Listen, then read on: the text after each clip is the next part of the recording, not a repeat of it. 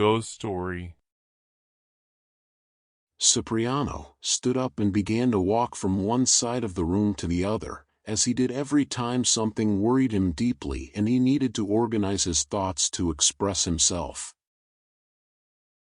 His friends laughed silently. In their looks you could see that they were thinking, "What adventures he is going to tell us now?" Cipriano sat down and began his story. As you know, some time ago, shortly before the last military campaign, I was visiting Colonel Von P. The colonel was an alert and cheerful person, and his wife was very calm and very candid. When I visited the colonel, his son was in the army, so, in addition to the couple, his family was made up of 2 daughters and an old French woman who served as a kind of governess. Even though the 2 young girls were already, they seemed to have left the age behind for that. The eldest of the daughters, Augusta, was very alert and so full of life that she was even mischievous. He did not lack intelligence, but just as he could not stop taking 5 steps without doing 3 pirouettes, he jumped incessantly from one thing to another in conversation and so on in all his actions. I saw her embroider, read, paint, sing, dance, all in less than 10 minutes. I also saw her cry for her poor cousin who had died in the war and, with bitter tears still in her eyes, burst into thunderous laughter when the Frenchwoman, without realizing it, dropped tobacco on top of the little dog, which immediately began to bark furiously while the old Frenchwoman lamented, "Ah, que fatalità!" "A darling, poor boy." The Frenchwoman used to speak to the dog only in Italian because he was born in Padua. Thus, the youngest daughter was the most charming young girl with blonde hair that one could imagine, and in all her whims there was kindness and grace, thus exerting, without meaning to, an irresistible charm. The youngest daughter, who was called Adelgunda, offered a rare contrast. In vain I searched for words to describe the astonishment that this young girl caused me the first time I saw her. Imagine the most beautiful figure and the most beautiful face, but at the same time her cheeks and lips were covered with a deathly paleness, and the girl moved in silence, slowly and with measured steps, and when a word in a low voice left her barely open lips and echoed in the room, I felt invaded by ghostly shivers. I soon overcame this fear, and when this young girl, absorbed in herself, tried to speak from within, I had to admit that the strange, the ghostly, was only on the outside and could not be seen at all inside her. In the little that the young girl said, one could see feminine tenderness, clear reasoning, and a friendly temperament. There were no excesses of tension to be seen in her, although the smile full of pain and the tearful look made one suspect that there was some type of physical illness that affected the spirit of the tender girl. I found it very strange that all the members of the family, including the Frenchwoman, seemed to get scared when someone spoke to the young girl, and they tried to interrupt the conversation, sometimes intruding in a very forced way. But even more strange was that just at 8 at night, first the Frenchwoman, then the mother, the sister, and the father warned the young girl to go to her room, just as children are told they should. Go to sleep so that he wouldn't get too tired and could sleep well. The Frenchwoman accompanied her, so none of them could wait for the food, which was served at 9.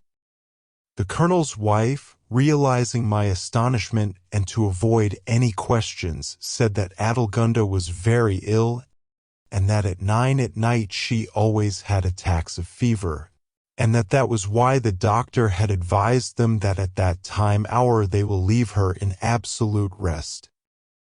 I felt that something very different must be happening without suspecting exactly what it was. Only until today did I come to learn the horrible truth of what happened and the consequences that destroyed the small and happy family in such a horrible way.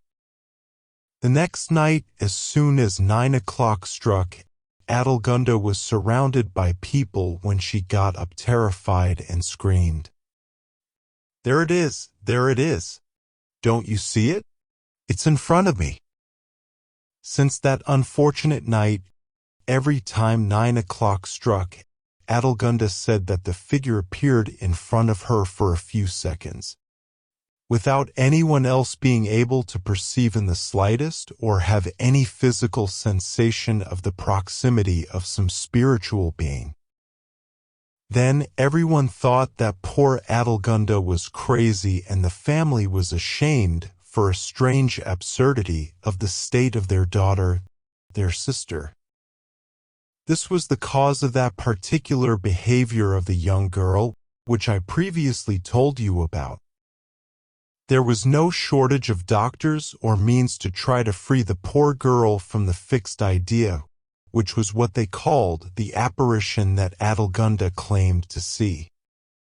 But it was all in vain, and she begged, through tears, to simply be left alone, because the figure with uncertain and unrecognizable features had nothing terrifying in itself and no longer frightened her. However, after each appearance of the figure, Adelgunda remained listless, as if her interior was stripped of her thoughts and floated incorporeally around her, leaving her sick and weak. Finally, the colonel met a famous doctor who was said to be able to cure madmen in an otherwise very cunning way. When the colonel told the doctor what was happening with Adelgunda, he laughed loudly and said that nothing would be easier than curing this madness, which was simply the product of an overexcited imagination.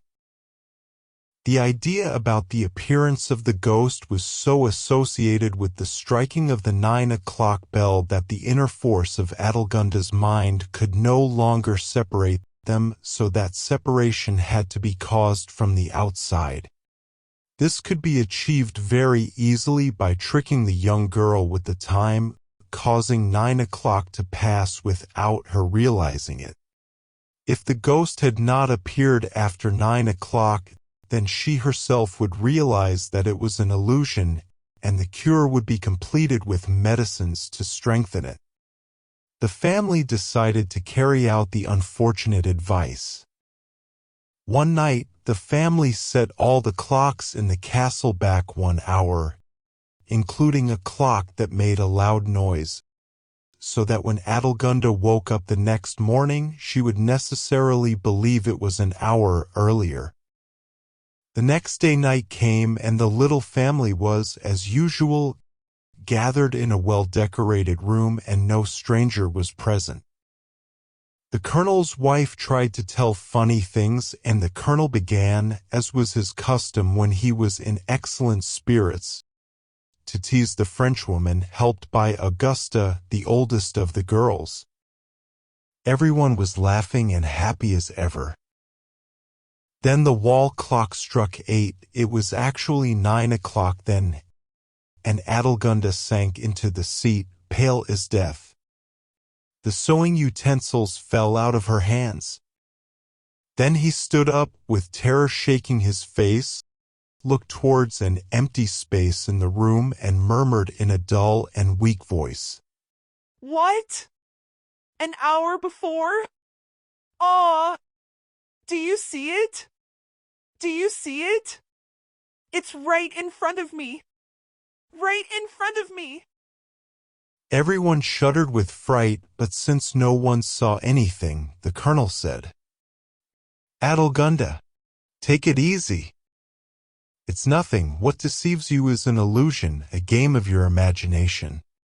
We see nothing, absolutely nothing. If a figure really appeared in front of you, shouldn't we see it as well as you? Take it easy. Calm down, Adelgunda," My God! My God! sighed Adelgunda. It's going to drive me crazy! Look! He's stretching his white arm toward me. He beckons to me. And as if she had no will, with the same absorbed look, Adelgunda reached back with her hand, picked up a small plate that happened to be on the table, spread it in front of her in the air and let it go. And the plate, as if carried by an invisible hand, floated in circles and slowly around those present, and then settled again silently on the table. The colonel's wife and Augusta suffered a deep faint followed by a hot nervous fever. The colonel tried to compose himself with all his might, but the profound and damaging effect of that unexplained phenomenon could be seen in his discomposed countenance. The old Frenchwoman had knelt, bowing her face to the ground, and was still praying. Like Adelgunda, the Frenchwoman was spared all the terrible consequences. Shortly later, the colonel's wife died. Augusta overcame the illness, but death would have been preferable to her current state. She, who was full of life, as I said before, was invaded by a horrible and terrifying madness, more than any produced by an obsession. She got the idea that it was the disembodied horror that Adelgunda saw and fled from all people, or at least avoided as soon as she met someone, speaking or moving. He barely dared to breathe, as he firmly believed that if he revealed his presence in this way or another, he could lead others to a horrible death. They would open the door for him, put food in front of him, then he would sneak away and eat in secret, and that's how it was with everything else. Could there be a more atrocious state? The colonel, for his part, distraught and in a state of desperation, left with the army for a new military campaign. He died in the triumphant battle near W. The remarkable thing, very remarkable, is that since that sinister night, Adelgunda freed herself from the ghost. Since then she faithfully cares for her sick sister with the help of the Frenchwoman. Today Silvestre, the poor girl's uncle who is visiting, told me that he is going to ask the good R's opinion about the treatment that could be tried with Augusta in any case. Heaven permit that improbable healing. Cipriano remained silent, and his friends also remained silent, absorbed in their thoughts and looking ahead. Finally, Lothair said, "Now that's a damned ghost story. But I can't deny that I'm shaking, even though the whole plate in the air thing seems childish and in bad taste." Not so fast. Ottmar spoke. Not so fast, dear Lothario. You know what I think of ghost stories. You know that I am against everyone who sees apparitions.